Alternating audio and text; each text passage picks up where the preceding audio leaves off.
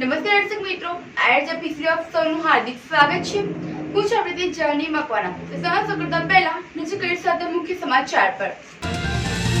મનરેગા કૌભાંડમાં દેડિયાપાડાના ધારાસભ્ય ચૈતર વસાવાએ પણ કર્યા ગંભીર આક્ષેપ, વધુ 3ની ધરપકડ। ભરૂચમાં સોશિયલ મીડિયા ઉપર અભદ્ર ગાળો લખી ન્યુસન્સ ફેલાવનાર 60 વર્ષીય વૃદ્ધની ધરપકડ, પોલીસે કર્યો ગુનો દાખલ। કસકના જાહેર માર્ગ ઉપર વરસાદ અને માટીના ચીકણા રોડ ઉપર અનેક ટુ વ્હીલર વાહન ચાલકો ધડાધડ પટકાયા। રોડ ઉપર વાહન ચાલકો પટકાતા હોવાના વિડીયો વાયરલ, ફાયર ફાઈટરોએ રોડ ધોવો પડ્યો। આમોદ મિશ્રણ શાળા નંબર 1 ખાતે આંગણવાડી અને બાળવાટિકાના બાળકોને ધારાસભ્ય ડી કે સ્વામીના અધ્યક્ષસ્થાને પ્રવેશ ઉત્સવ સહકન્યા કેળવણી મહોત્સવ 2025ની ઉજવણી કરવામાં આવી હતી। આવેલા મહેમાનોનું ફૂલહારથી સ્વાગત કરી દીપ પ્રાગટ્ય કરવામાં આવ્યો હતો। આ કાર્યક્રમ દરમિયાન જ્ઞાન સાધના પરીક્ષા તેમજ શાળાના શિક્ષણ અને વિવિધ ક્ષેત્રે ઉત્કર્ષ પ્રદર્શન કરનારા પ્રભાવશાળી વિદ્યાર્થીઓને સન્માનિત કરવામાં આવ્યા હતા અને એમએમસી સભ્યો તથા શિક્ષકો સાથે બેઠક કરી સરકારની વિવિધ યોજનાઓની ચર્ચા કરવામાં આવી હતી।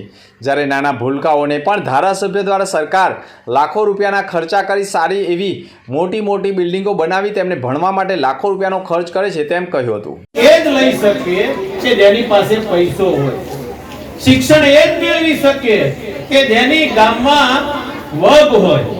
બીજાથી શિક્ષણ લેવાય નહીં, પણ છેલ્લા 20 વર્ષથી જે અવિરતપણે આ શિક્ષણની ગંગા ચાલી રહી છે અને એમાં આજે જ્યારે સરકારી સ્કૂલો જોવો ને ત્યારે આપણને ગૌરવ થાય કે આજે જે પ્રાઇવેટ સ્કૂલો છે એની કરતાંય પણ સારી સુવિધા, સારા ભણેલા શિક્ષકો, ડિગ્રી વાળા શિક્ષકો, એ શિક્ષક ત્યારે થાય છે। ભરૂચમાં ચકચારી મનરેગા કૌભાંડ કેસમાં વધુ એક મહત્વપૂર્ણ ઘટના સામે આવી છે।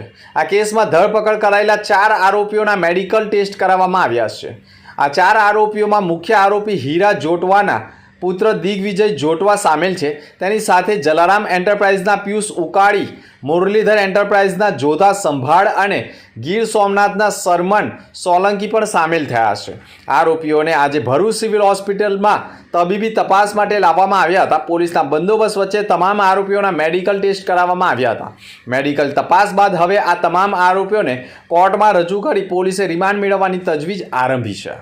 ભરૂચના કસક વિસ્તારમાં જાહેર માર્ગો ઉપરથી ગત મોડી રાત્રે વાહન ચાલકો પસાર થતા ટુ વ્હીલર વાહન ચાલકો વાહન સ્લીપ થઈ જવાના કારણે રોડ ઉપર પટકાવવાની ઘટનાઓ ઉપરાંત 20થી વધુ ટુ વ્હીલર વાહનો પટકાયા હતા। જેના પગલે સ્થાનિકોએ પણ માર્ગ ચીકણો બન્યો હોય અને માટીના કારણે કાદવ કીચડના કારણે ટુ વ્હીલર વાહન ચાલકો પટકાઈ રહ્યા હોવાના આક્ષેપ સાથે સ્થાનિકોએ ભરૂચ નગરપાલિકાના ફાયર વિભાગને જાણ કરતા ફાયર બંબાઓ પણ ઘટના સ્થળે દોડી આવી રોડ ઉપર કાદવ કીચડને ફાયર બંબા વડે પાણીનો છંટકાવ કરી ધોવાના પ્રયાસ કરી માર્ગને ચોખ્ખો કરવાના પ્રયાસ કરી વાહન ચાલકોની સુરક્ષા કરવાના પ્રયાસ કર્યા હતા।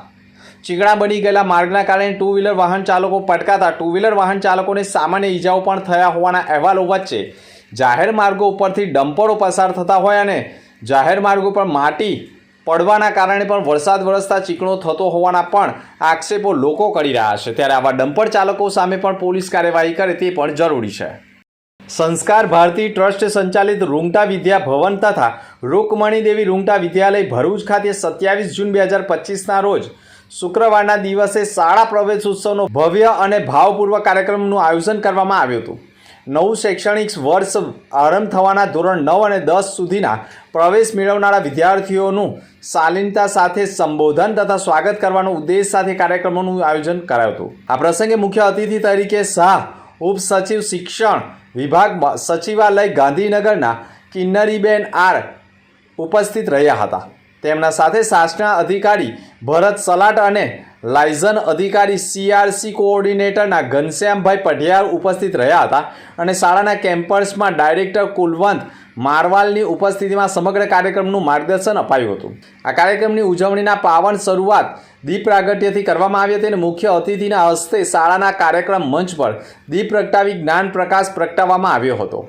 મહેમાનોને પુષ્પગુચ્છ આપી તેમનું હાર્દિક સ્વાગત કરવામાં આવ્યું હતું અને ધોરણ 9માં પ્રવેશ મેળવનારા વિદ્યાર્થીઓનું કંકુ ચોખા અને તિલક દ્વારા પરંપરાગત ઢબે સ્વાગત કરવામાં આવ્યું હતું। શાળાનું વાતાવરણ એક નવા ઉત્સાહ અને ઉત્સાહ ભર્યા પ્રસંગમાં પરિવર્તિત થયું હતું અને આ ઉપરાંત વિદ્યાર્થીઓને શાળા તરફથી શૈક્ષણિક કીટ, પુસ્તકો, notebook, pen, pencil, school bag વગેરેનું પણ વિતરણ કરવામાં આવ્યું હતું, જેથી બાળકો શૈક્ષણિક જીવનની નવી સફર માટે તૈયારીપૂર્વક આગળ વધે અને કાર્યક્રમ દરમિયાન શાળાના વિદ્યાર્થીઓ દ્વારા સુંદર વક્તવ્ય, કવિતાઓ અને સાંસ્કૃતિક કાર્યક્રમો પણ રજૂ કરવામાં આવ્યા હતા. પ્રાથમિક શાળા સાહોલમાં પ્રવેશ ઉત્સવે સમાજોત્સવ થીમ આધારિત પ્રવેશ ઉત્સવ તથા કન્યા કેળવણી મહોત્સવની ઉજવણી કરવામાં આવી હતી, જેમાં અંકલેશ્વર હાંસોટ મત વિસ્તારના ધારાસભ્ય ઈશ્વર પટેલ મુખ્ય મહેમાન તરીકે ઉપસ્થિત રહ્યા હતા. તાલુકાના મહેમાનના વરદ હસ્તે દીપ પ્રાગટ્ય બાદ શાળાની બાળાઓએ સર્વધર્મ પ્રાર્થના રજૂ કરી હતી.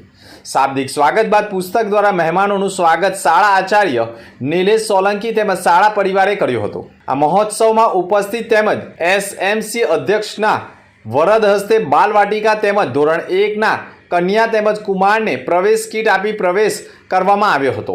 વર્ષ દરમિયાન શ્રેષ્ઠ પ્રદર્શન કરનાર અને સૌથી વધુ દિવસ શાળામાં હાજર રહેનાર વિદ્યાર્થીઓને મહાનુભાવના વરદ હસ્તે ઇનામ આપી પ્રોત્સાહિત કરવામાં આવ્યા હતા. મધ્યાહન ભોજન યોજના કેન્દ્ર સાહોલના મદદનીશ રસોઈના સુમનબેન પટેલ વય નિવૃત્ત થતાં તેઓનો પણ સન્માનિત સમારંભ યોજાયો હતો. ઈશ્વર પટેલ દ્વારા શાળાઓના શિક્ષણના સ્તરમાં થયેલા સુધારા અંગેની ચર્ચા કરવામાં આવી હતી અને દાતાઓ તરફથી મળેલ ટ્રેકસૂટનું પણ વિતરણ મહાનુભાવોના હસ્તે કરવામાં આવ્યું હતું. આ કાર્યક્રમના અંતે શાળાના પટાંગણમાં મહેમાનોના વરદ હસ્તે વૃક્ષારોપણના ફળફળાદી સળગવાની સાથે સિંદૂરના રોપા વાવવામાં આવ્યા હતા અને શાળાના આચાર્ય નિલેશ સોલંકી તેમજ શાળા પરિવારના ટીમ વર્કથી કાર્ય કરતા પ્રવેશ ઉત્સવ તેમજ કન્યા કેળવણી મહોત્સવ કાર્યક્રમ સફળ રહ્યો હતો.